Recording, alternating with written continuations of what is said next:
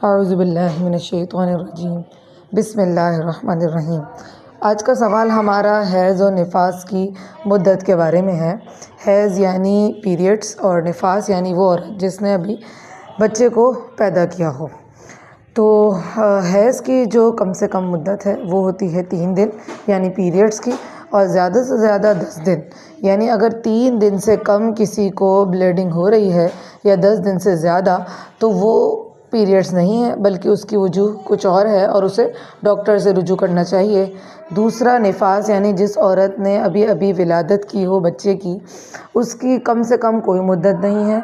उसको कम से कम कितने भी दिन में जो ब्लीडिंग है वो रुक सकती है, लेकिन ज़्यादा से ज़्यादा 40 दिन उसको ब्लीडिंग हो सकती है।